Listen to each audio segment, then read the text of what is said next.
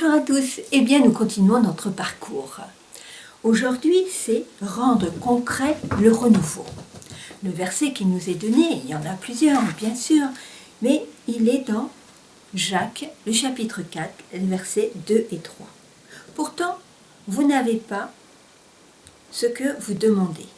Vous demandez et vous ne recevez pas, parce que vous demandez mal, afin de le dépenser pour vos plaisirs. Qu'est-ce que ça veut dire? Vous demandez, vous ne recevez pas. Qu'est-ce que ça veut dire? On dit que le Seigneur entend toutes les prières. Alors pourquoi? C'est comme si il ne recevait même pas la prière. Alors que dans d'autres versets, il nous est dit que même lorsque nous sommes dans l'angoisse, dans la peur ou dans la colère, même l'Esprit de Dieu transforme nos mots qui montent, voilà, vers le Seigneur. Transforme les paroles de nos larmes, de notre détresse, de nos cris. Eh bien voilà, il les transforme. Alors, pourquoi est-ce qu'il n'y aurait pas de réponse? Bien sûr, il est dit pour satisfaire nos propres plaisirs. Voilà, on va demander des choses pour notre propre plaisir. Mais est-ce que vraiment ce que nous demandons va nous nourrir spirituellement, va nous aider, eh bien justement, à être cette lumière autour de nous? Vous voyez, il y a, au tout début, nous avons vu que Jésus passait du temps donc dans la prière. À quoi cela pouvait-il servir? Parce que même les apôtres, on se crie, enseigne-nous à prier. Vous voyez, Jésus va donner un exemple, le Notre Père.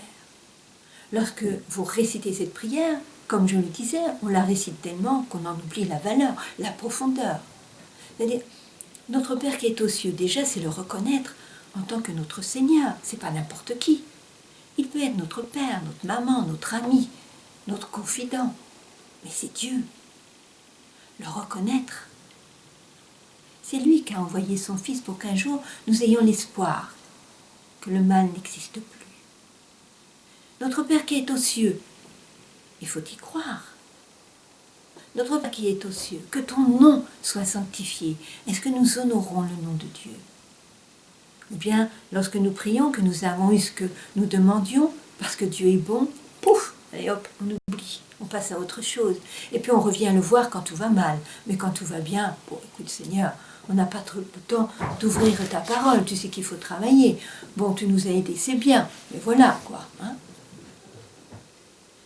Comment nous nous comportons aux yeux de Dieu quand nous lui parlons? Est-ce avec sincérité ou est-ce que c'est par peur? Est-ce que c'est par crainte? Vous voyez, posez la question à vos enfants. Est-ce qu'il vous arrive de prier? Pourquoi vous priez?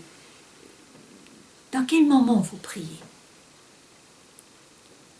Que ton nom soit sanctifié, que ton règne vienne. Ah, que ton règne, c'est-à-dire, on a le désir que Jésus revienne, ou bien on dit, écoute, attends un petit peu, hein, là j'ai ma vie à faire, alors attends un petit peu. Où j'en ai vraiment le désir, où je ne supporte plus le mal. Que ton règne vienne. Que ta volonté se fasse. Ah, que ta volonté se fasse, ça veut dire quoi? Parlez avec vos enfants, parlez avec vos jeunes, que ta volonté se fasse. Ah, là, toujours le Saint-Esprit est là pour me dire, attention, là, c'est peut-être pas très bon. Hein, qui nous reprend. Est-ce qu'on accepte les remarques du Saint-Esprit?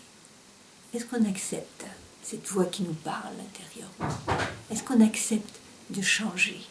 Est-ce qu'on accepte de se donner entièrement, comme on l'a vu il n'y a pas si longtemps, entièrement? Voilà, concrètement, oui, je veux t'appartenir. Concrètement, oui, je vais écouter ce que me dit le Saint-Esprit. Je vais faire ce nettoyage, je vais t'accueillir. Alors, seulement après ça, il est dit, donne-nous notre pain quotidien. C'est seulement en acceptant ces choses-là que là, ensuite, je peux demander, faire mes demandes. C'est autre chose, c'est une autre approche. Vous voyez, échanger, voilà, témoignez vous-même de lorsque vous parlez à Dieu, qu'est-ce que vous ressentez? Donnez des expériences de votre propre vie à vos enfants, à vos jeunes. C'est important qu'ils puissent voir ce que fait Dieu pour vous. Et puis, peut-être, voilà, le jour que vous avez rencontré Dieu, qu'est-ce qui s'est transformé en vous? Voilà, quand on s'abandonne à Jésus, est-ce qu'il y a eu vraiment des changements dans votre vie? Témoignez au niveau de vos enfants. Et puis, il y a aussi un verset qui peut être parfois compliqué et difficile pour vos enfants et pour vos jeunes, et même parfois pour nous-mêmes, peut-être dans le sens de l'accepter, n'est-ce pas? Où il nous est parlé, eh bien voilà, de, comment dirais-je, de l'esprit charnel, de l'esprit, voilà, qu'on a, par exemple, dans Jacques, je crois que c'est dans Romains, plutôt dans Romains, excusez-moi, dans Romains, car l'esprit charnel, c'est la mort, mais l'esprit spirituel, c'est la vie et la paix. Dans Romains, chapitre 8, les versets 5 et 6. Qu'est-ce que ça veut dire, cet esprit charnel, cet esprit spirituel? Si vous regardez, eh bien voilà, dans le document qui vous a été donné, il est dit donc que le naturel, voilà, il y a à vrai dire comme 3 catégories. Le naturel, on va dire, n'a pas de relation avec Dieu. Non, il n'a pas de relation. Le spirituel, alors le spirituel, lui, il a une relation complète, authentique avec le Seigneur. Et puis il y a le charnel. Souvent on va dire le charnel, c'est l'homme du monde. Mais non, le charnel, c'est au sein de la maison de Dieu. Il a une relation partielle ou partagée avec Dieu. Voilà, il n'est pas pleinement. Bon, j'aime Dieu, je crois en lui, oui, mais alors j'aime bien les petites choses que je fais que lui n'aime pas. Ah. Où est-ce que l'on se situe? Où est-ce que j'en suis aujourd'hui?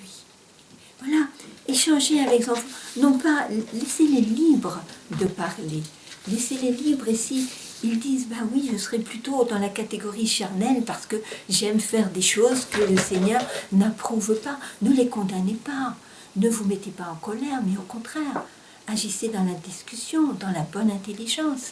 Et qu'est-ce qui pourrait aider les uns et les autres? Eh bien voilà, à se donner complètement à Jésus. Parce que Jésus, c'est comme ça qu'il agit avec nous. Il ne nous condamne pas, il ne nous écrase pas, il ne se met pas en colère. Il nous accorde du temps. Il veut dialoguer. Comme il a fait avec Caïn, rappelez-vous, Dieu parle à Caïn, mais Caïn ne parle pas.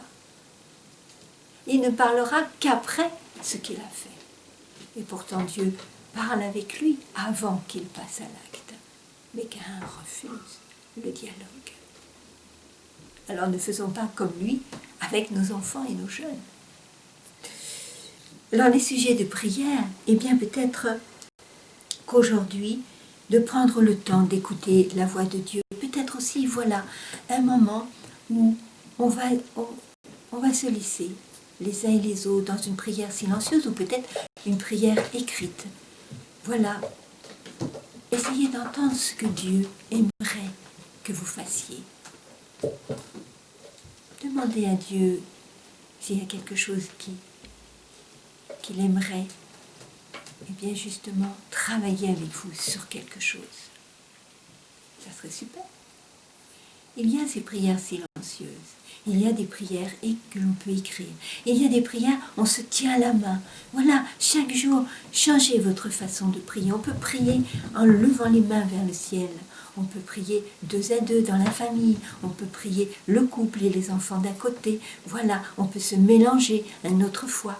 Voilà, échanger aussi, diversifier aussi la façon de communiquer dans la prière. Allez, à demain!